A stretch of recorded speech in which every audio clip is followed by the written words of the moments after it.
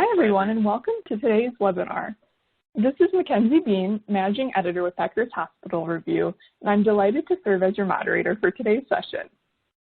Today's webinar will provide valuable insights and perspectives on how taking a strategic approach to staffing, revenue generation, and provider engagement, while keeping an eye on the lifetime value of your patients, can make a positive impact now and for the future.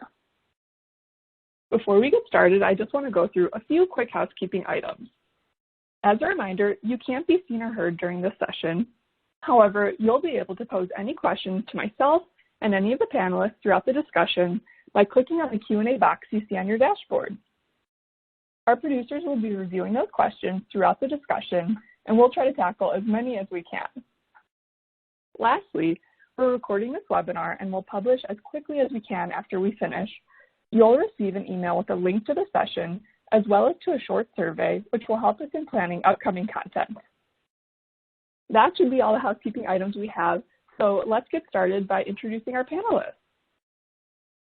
As you'll see, they are all well-versed in the area of healthcare recruitment and healthcare leadership, each bringing with them a unique set of experiences and viewpoints. I'll introduce them in the order of how they'll appear on today's presentation. First, we'll hear from Thomas Landvers.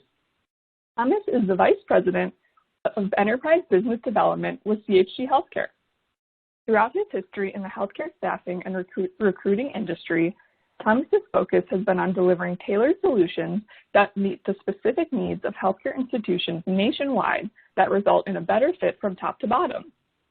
Thomas will share strategies to review calculating lost revenue and ways to maximize billing and locum tenens revenue. Next, we have Cindy Slagle.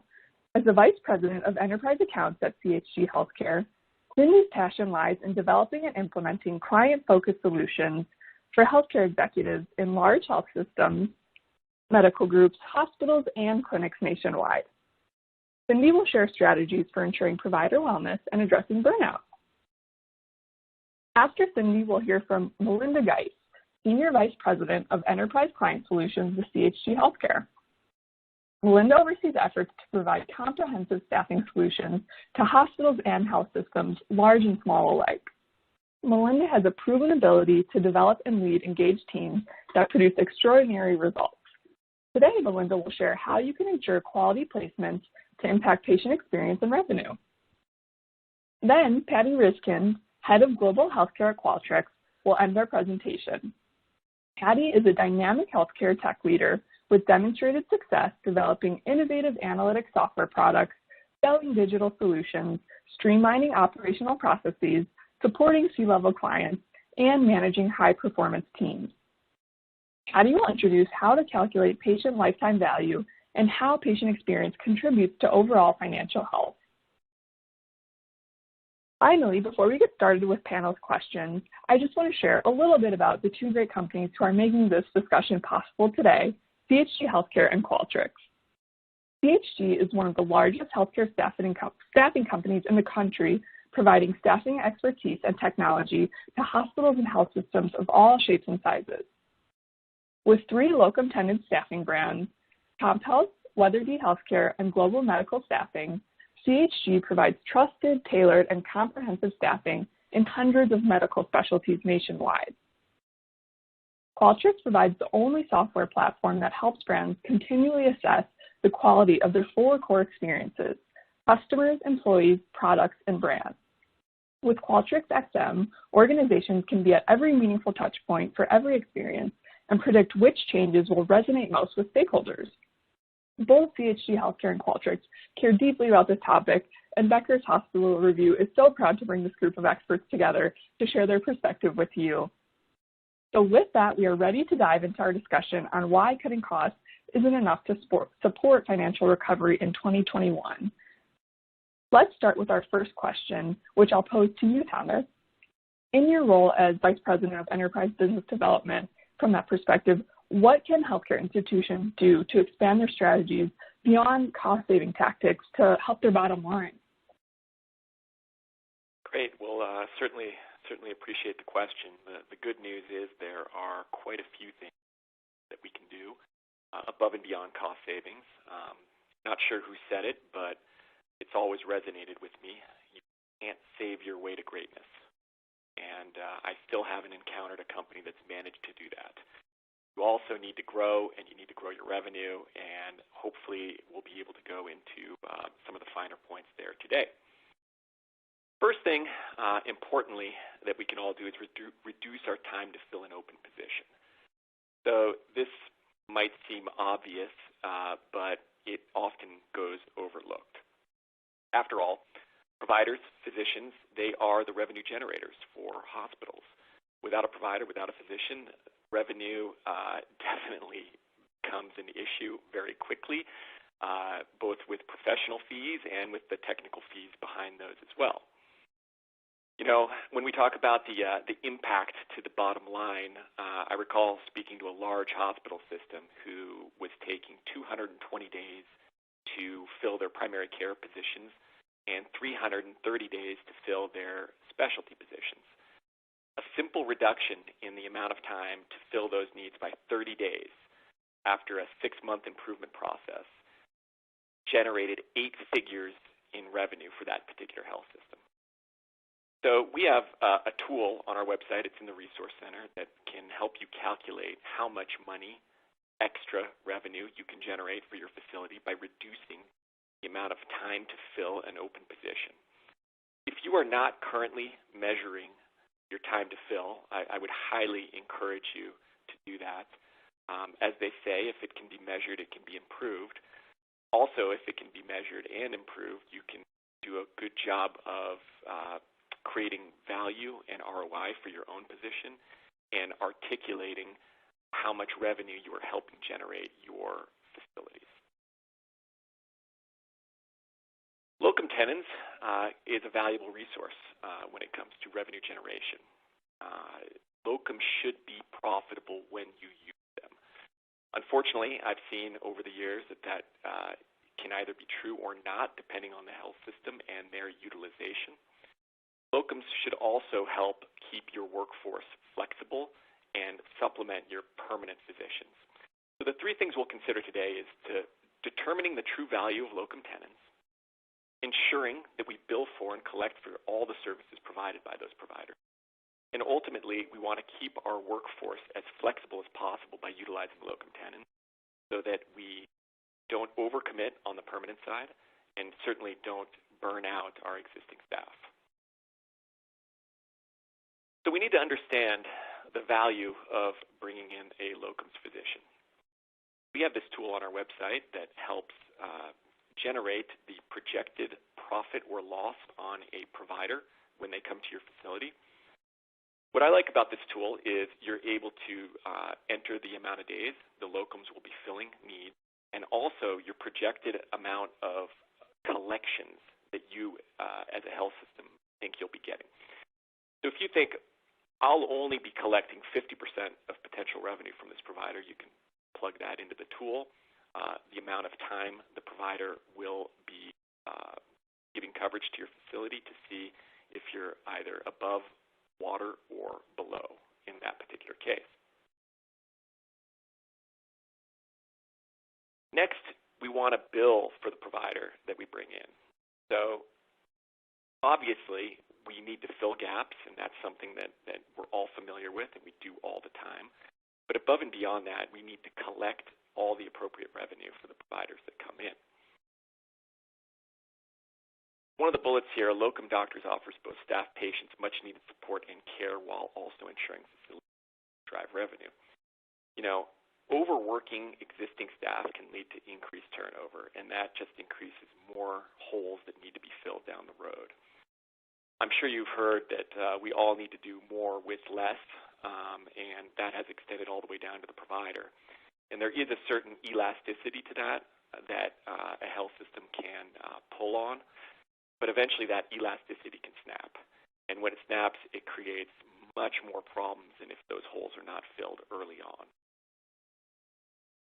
But one of the keys to utilizing locums properly is to ensure that you are collecting for services. This is another kind of quick flow chart that we have on our website that shows what your process should look like at a basic level in terms of collecting for services rendered. I remember speaking to a facility in Illinois several years ago who had a general surgeon come on board, and he had been there for 18 months providing services to small community, small hospital, less than 75 beds. Come to find out that the facility in question had not billed for services, professional fees during that period, which had essentially left $2.2+ million on the table in revenue that was not collected. So if you're a CFO or a CEO, that quickly becomes a problem, and quickly start to look at the cost of that particular provider. So when you utilize a locums, it's absolutely critical that you bill for services, or else the costs can outweigh the benefits.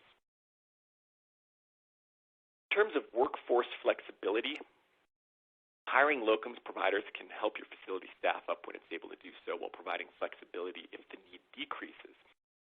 One of the things we've seen during this period is that permanent providers are more readily available than they have been in pre-COVID times. So many facilities have jumped on hiring a permanent provider quickly, while not fully understanding what patient volumes will look like in the next 30, 60, 90 days. Hiring a locums helps ease some of that uncertainty by giving you the flexibility to bring someone in and then bring someone out based on patient volumes. The lack of certainty in the environment that we've been in has really rendered itself to utilizing a more flexible approach than bringing in a more rigid approach with a permanent physician, which might be on a 2, 3, or 4-year contract, with the inability to easily unwind that without going through costly furloughs or reductions in force. So before you commit yourself to a long-term situation with a permanent provider, you should think about what the future looks like, and if you need to have increased flexibility based on patient volumes, which are changing frequently. Another thing I'll add here is we've seen a lot of health systems utilize our services for COVID surges the last 9 months. So key specialties like emergency medicine, hospitalist, and pulmonology critical care have been utilized on a locums basis to help supplement their workforces while they've seen surges in COVID patients. So that's something to keep in mind as well.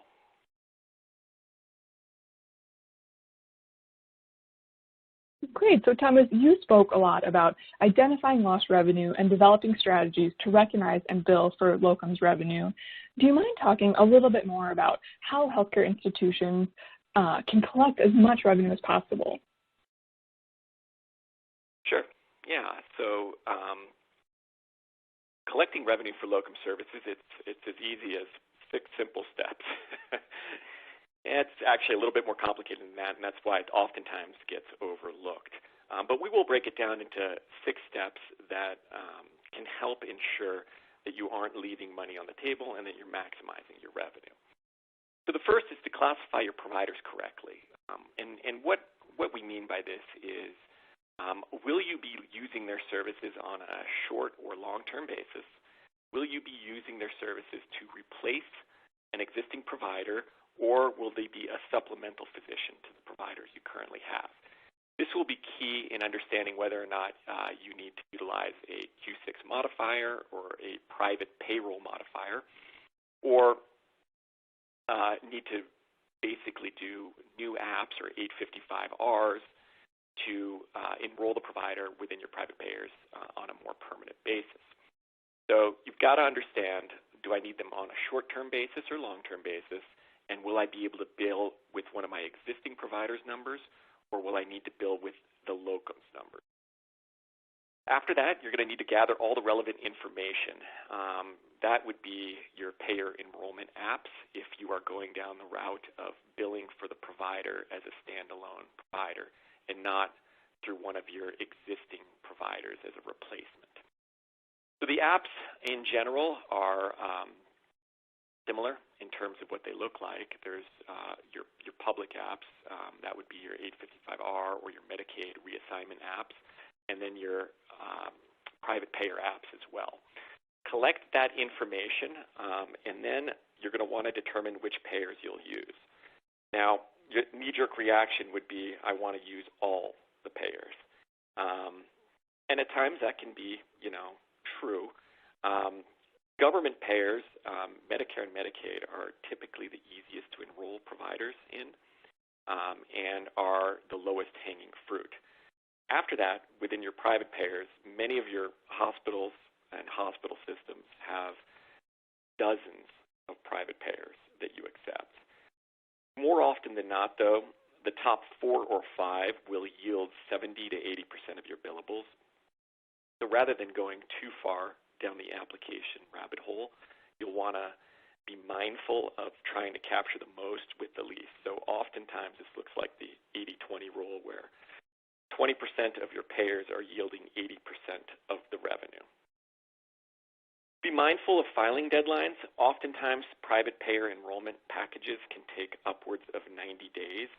If your assignment is less than 90 days or less than 90 days out, you'll need to be mindful of whether or not you want to put your provider through that enrollment process. Sometimes it's wise if you think there's a chance that that particular provider might utilized further down the road. Sometimes it could be a blocker or a waste of time. One thing is for certain, that regardless of deadlines, public payers afford a very good option, because even though enrollment periods can last upwards of 90 days, they are back billable 30 days from the time PCOS applications are accepted. So you'll always want to get your public payers completed.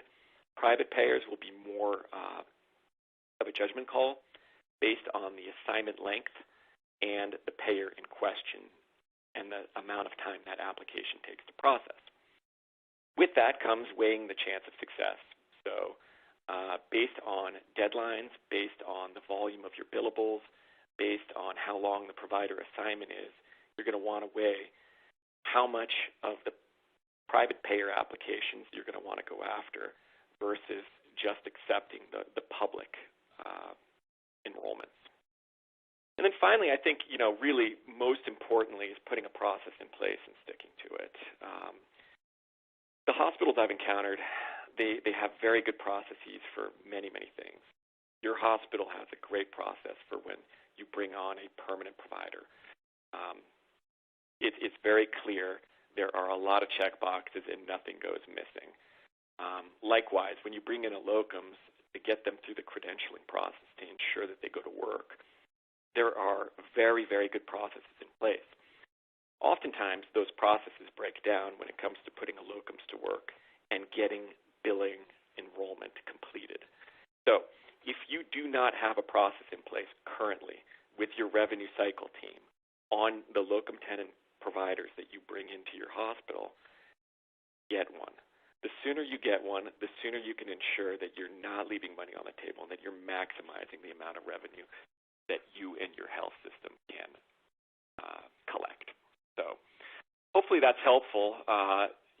Again, you can't save your way to greatness, and with just a few basic tips, there are oftentimes millions of dollars that can be recouped by your health system. Thanks, Thomas. I think that's really helpful, so appreciate you sharing those strategies. Cindy, let me turn to you next. Prior to 2020, nearly half of physicians reported symptoms of burnout, and the COVID-19 pandemic has only increased this number. As the Vice President of Enterprise Accounts for CHG, what best practices have you seen where institutions have shown success with provider wellness and battling burnout? Absolutely. First off, thank you, Mackenzie, for having us and for asking this important question. I would just like to start by saying I think this question, in my perspective, this topic really has the opportunity to become one of those silver linings from the pandemic, in that the situation at hand has really forced healthcare leaders to lean into provider mental health and well-being in a much larger way. And I think it's made everyone aware and just more cognizant of how this correlates with so many downstream effects and the differences between having a highly engaged workforce and a burned out workforce. So You're absolutely correct. The reality is that provider engagement was difficult pre-pandemic, and it's been really ominously magnified as clinicians have faced just increasingly more difficult circumstances. So we are seeing healthcare leaders get more creative to find meaningful ways to support frontline workers. And many of the providers, have faced the most difficult conditions in their lifetime as a clinician. So it's definitely led to increasingly high levels of burnout and disengagement. So what we have on this slide, I think, is really a demonstration of how burnout not only leads to that disengagement that I mentioned, but also turnover and many other negative effects. And as you can see, it can quickly become very costly for organizations, and also a vicious cycle, really, if it's not addressed. So from our CHG, we've had the opportunity to really witness great leadership from many of our clients as healthcare leaders start to take this head on and be more consistent and deliberate to ensuring that they're taking care of providers' health and well-being. And it really starts with a dedicated focus and making it a priority. If we step back and just think for a second how everything on this slide was already true pre-pandemic, and then just imagine how badly our providers need our support right now based on everything that's happening in healthcare and everything that they've faced over the last 11 months, we can definitely see a stark contrast in how a healthy, engaged workforce can impact an organization versus really what's demonstrated on this slide, which a lot of the negative downstream effects from provider burnout. And so while those effects are often hard to quantify, we know that they exist and their impact is highly significant and far-reaching. And as a whole, our healthcare system's in a really fragile state right now, and our country's dependent on our healthcare heroes who were really in short supply before the pandemic. So as business leaders, we can easily see why this has to be a priority, but more importantly, I think as human beings, it's really critical for us to do our part now and lift our providers up at a time when, our healthcare workers need it most. So as we look to the next slide here, really what we're seeing are all types of examples from clients, on a national level as we at CHG work with different types of healthcare delivery systems. And I can tell you that there's no one-size-fits-all approach to this. There are a multitude of things that we've seen our clients do to successfully embrace this idea of provider well-being. And we've seen everything from small acts of kindness make an impact for individuals to really wide-sweeping initiatives that have the ability to impact a health system as a whole. So I think it's important to recognize many of the leaders we've spoken to on this topic have really taken the time to listen, speak with their providers, survey their providers, and spend time with their providers understanding what's going on and really where their needs lie. And in doing so, we've seen clients go as far as creating dedicated spaces for providers to decompress after shifts, having behavioral health resources dropping in to check on providers at the end of their shift. We've seen extensive, as I mentioned, clinician appreciation and recognition events taking place. Things as simple as providing meals, writing handwritten notes, recognizing and celebrating the small wins at daily huddles, incorporating levity into daily routines to reduce the stress levels, things as simple as funny texts and videos and music. We've also seen a larger focus from clinicians and clinician leadership to become wellness leaders, leaning into the conversation with doctors to understand what they need and how to better support their needs. Really gaining feedback and trying to implement suggestions that are coming from the providers facing, difficult conditions. I think it really shows those providers that their organization cares and is willing to do something to make a change, which definitely goes a long way with people. We've also seen our clients take a greater focus in general on the whole person, not just the provider caring for the patients, but the whole person. And I think it's easy sometimes for all of us to forget that doctors are people too, and they need to be able to sometimes take off their superhero capes and be taken care of just like the rest of us. So we're starting to see that shift, and some of the other things that we've seen too are some organizations bringing in child care solutions in-house, on site, ensuring providers have resources there when they need them, ensuring that providers have emotional support to help them heal from trauma they may be experiencing on the job. We've also seen clients bringing in and promoting several different types of wellness resources, such as the Happy MD, which, if you're not familiar with this organization, it's a great organization focused on alleviating physician burnout with lots of different strategies and support resources to tackle this really important issue.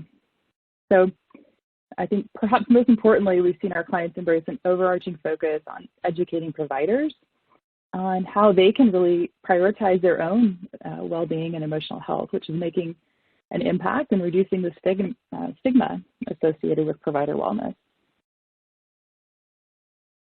So in closing, I will just say that as more organizations are acknowledging that provider well-being and engagement can either be a strength for the organization, or if not made a priority, it can quickly become, the Achilles heel.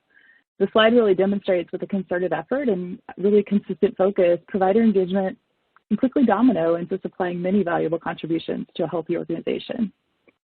So as healthcare leaders, we have the ability to learn from each other and to listen to our provider needs and respond in new and meaningful ways. So I would just say that despite the challenges that the past 12 months has presented for our healthcare providers, improving their engagement is really one of the best things that we can do and focus on right now for the health of our industry as a whole. It's not only a strategy that I believe will help the health of individual organizations, but also just a step toward changing the culture around physicians' mental health at a time when they really need it most.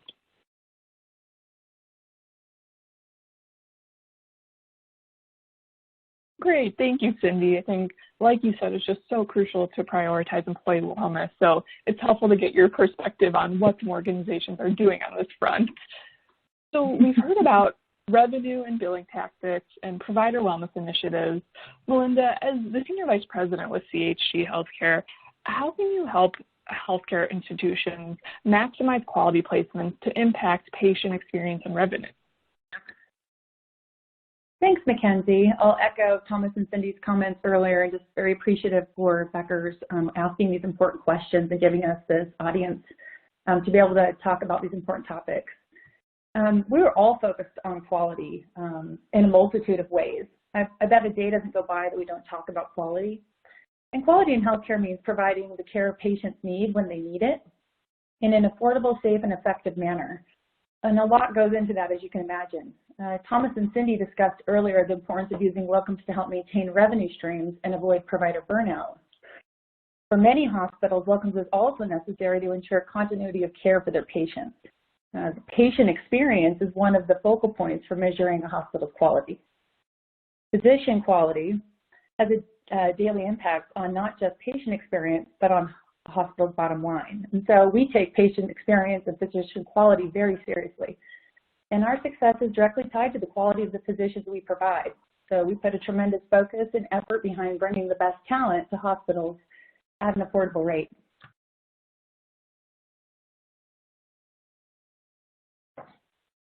Where does quality really start? It really, in my opinion, it starts with the core values and operating principles of a company. We've all worked for companies that clearly don't share the same values as ours. And it can be a real challenge to even communicate your expectations around something as complex as quality to these types of organizations. At CHG, quality starts with our core values and our company purpose. We believe everyone impacts quality every day. And simply said, we put people first and believe this has a significant impact on the quality of work our people provide every day. This matters to our providers, to our clients, and to the communities that we serve. But really getting into the nuts and bolts of it and where the heavy lifting begins is really starts with understanding the need that is presented to us by our customer, by the hospital system. To ensure quality providers are placed in every assignment, we go through a pretty extensive process to ensure a quality match against our client-specific criteria for each job. We evaluate everything from their clinical competence, of course, to compatibility with staff and patients. Bedside manner, it really does matter. Quality is more than just tangible metrics. And CHG as a team of dedicated credentialing, licensing, and privileging experts that adhere to specific accreditation standards with a full evaluation of each provider's credentials to ensure we staff facilities with quality providers in a timely manner. Time matters. Thomas talked about it earlier. When meeting or hitting a really tight or often even emergent need and credentialing commitments, the key to preventing loss is timing. Loss of revenue and ensuring continuity of patient care go hand in hand. In fact, CHG recently purchased and implemented Modio, a leading credentialing and licensing platform, to further improve our ability to bring providers into the healthcare delivery system quickly.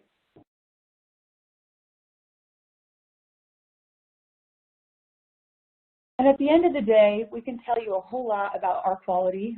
A lot of people have an opinion about quality, and it's measured in a variety of different ways, from clinical outcomes to compatibility, personality, and general fit. But CHG seeks to understand how our customers define quality. This is one of the tenets of how we do business, essentially really understanding the needs of our customer, understanding the need of the hospital system and the care system, and letting them define quality for us, right down to the specific person doing the hiring and the team of people that the provider will be working with. In fact, at the end of every assignment, we send a quality assurance evaluation to the hiring manager to let them tell us how the provider performed. Key question we ask is, would you have this provider back? And then we take it a step further and ask several detailed questions about clinical competency, overall fit with the staff and patients and beyond. And we let the hospital tell us if the provider was quality as defined by them, by their system and their standards. And then we report this information back to our clients. We also use this information to improve upon quality, to train and educate our providers, and when appropriate, weed out poor quality providers. At the end of the day, I'll go back to our core values and purpose statement. We seek to improve the lives of our people, providers, our clients, and the community we serve, and quality is at the center of everything that we do.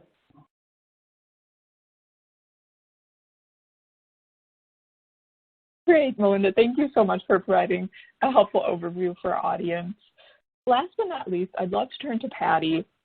Patty, as the head of Global Healthcare at Qualtrics, you offer an experience management platform that helps organizations measure patient experience as well as employee and provider experience.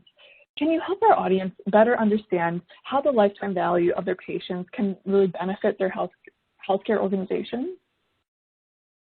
Absolutely. So thank you for having me on today, and appreciate Tom, Cindy, Melinda sharing kind of the perspective of how important workforce resilience, cost, and quality is. And I'm going to talk a little bit about how that relates to patient experience. So we know that employee and clinician provider experience has a direct impact on the patient experience. And our intention as healthcare providers is to foster, not only deliver excellent care, but foster a relationship that leads to a long-time relationship with a patient and their household. And the intention is that when someone has an initial visit, that they experience something that's terrific, and that not only do they receive excellent care, but that they relate to the physician, the nurse, the PA that they're meeting with, and that they determine that they're going to have a long-term relationship with the healthcare organization. Oftentimes, the female head of household is the one that determines how healthcare will be used by the entire household. So I often give the example of a woman who goes in and delivers a baby at a hospital. It can start a 20, 25, potentially 50-year relationship for that woman and her children and her husband and her entire household. So one great experience can lead to a decades-long connection. And so it's important in understanding the relationship that's being fostered, the expectations of those patients, and especially during COVID, what we've seen is that, there's been uncertainty and fear related to the disease, and so healthcare providers have to engender trust and confidence that the care that they're delivering, that the access that they're providing, that the answers that they're providing to questions can be counted on. So measuring patient loyalty has a direct impact on long-term profitability of a healthcare system. Great, thanks, Betty. And go ahead. Yeah, I was just going to ask, is there a way? No worries. So, yeah, I think it'd be helpful to learn if there is a way for our audience to calculate the patient lifetime value themselves. Absolutely. So, oftentimes you think of patient experience as being, I'll call it squishy, but we can actually put math behind patient experience and a number in terms of a value of the lifetime relationship with a patient. So first, you do need to figure out your gross annual profit margin for an average patient. And you can do this by subtracting the care and administrative costs from reimbursement utilization. And that will give you a gross profit margin. And then you multiply that figure by the number of years of the patient relationship. And then you can come up with a number in terms of what that patient's value is. And along with that, you have to subtract any kind of acquisition costs. So marketing or outreach, things that you would do in terms of trying to acquire new patients.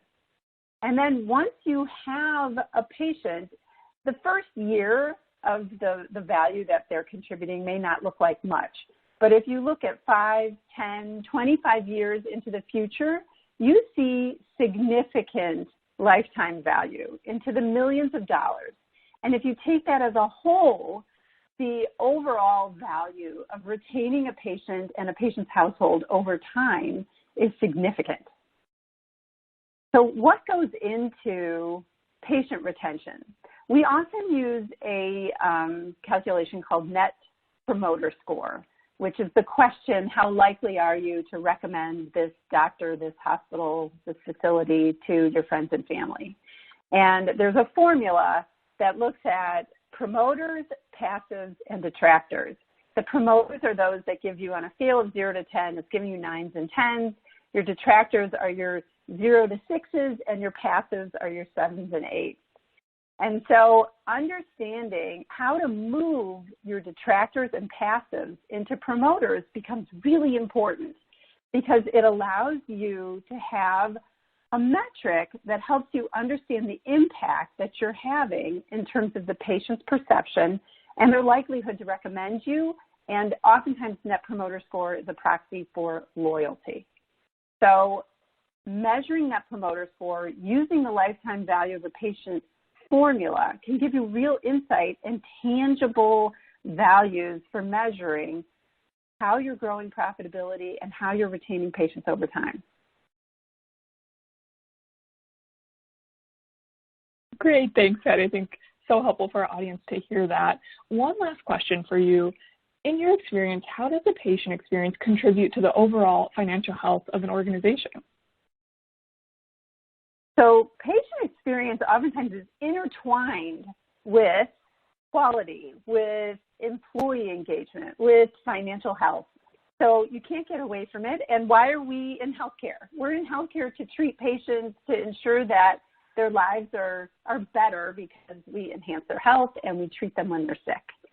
So patient experience is used as a proxy in many ways for the overall culture of an organization because the way that the patient feels oftentimes is a reflection of how the organization as a whole is operating.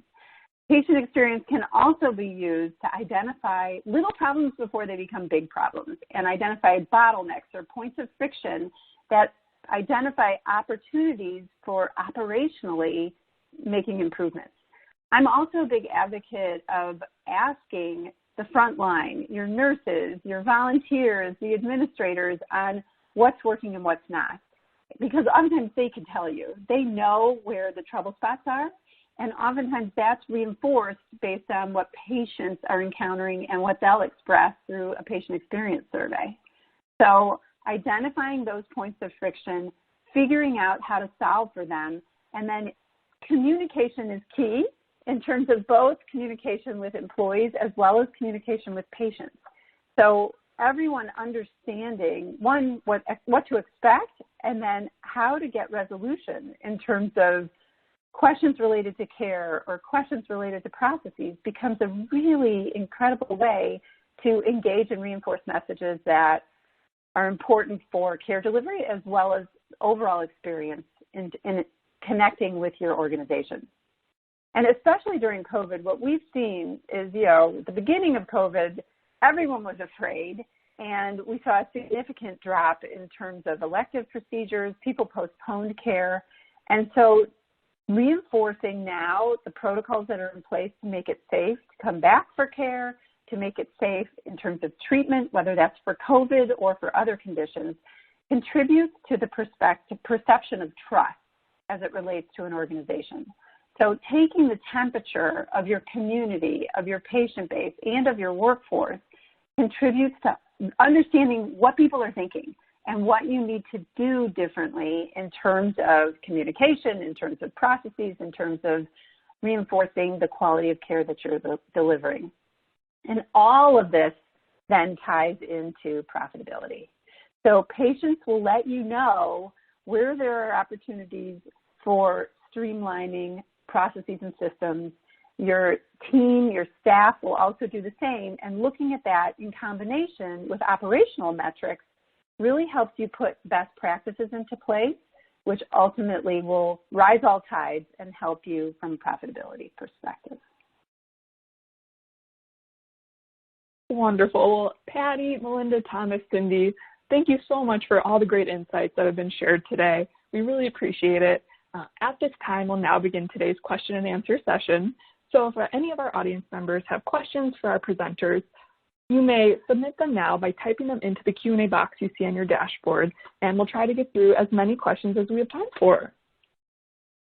The first question is from an audience member who's asking, what are the tools or processes used to evaluate physician competencies, bedside manner, et cetera? Hi, Mackenzie. It's Melinda. I'll take that one. Essentially, what CHG does at the end, I mentioned this earlier, but just to give a little more flavor, at the end of every assignment, we actually send a detailed questionnaire. It's over 45 questions that goes directly to the hiring manager who worked with our locums provider. And in that, we're looking for a variety of different things, kind of to Patty's point, looking for overall net promoter score. Would you have that physician back? But then really getting to details around in the event that you had a future need, would you consider having the provider return and beyond? Overall clinical skills and competency, the quality of the care provided by the provider, overall clinical skills, in a free-form comment area, so if there's something beyond the drop-downs we're providing, the ability to maintain the required schedule, the ability or adaptability to the practice, communication skills, and the list goes on. And so it's pretty extensive.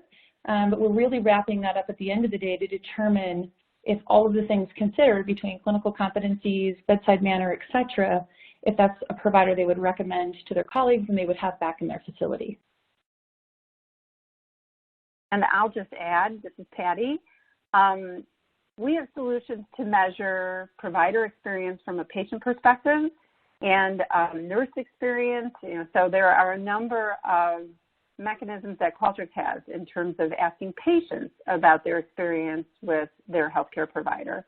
And we also we're a CAPS approved vendor, so we can handle both the regulatory surveys as well as custom questions that can be administered through electronic mechanisms in real time.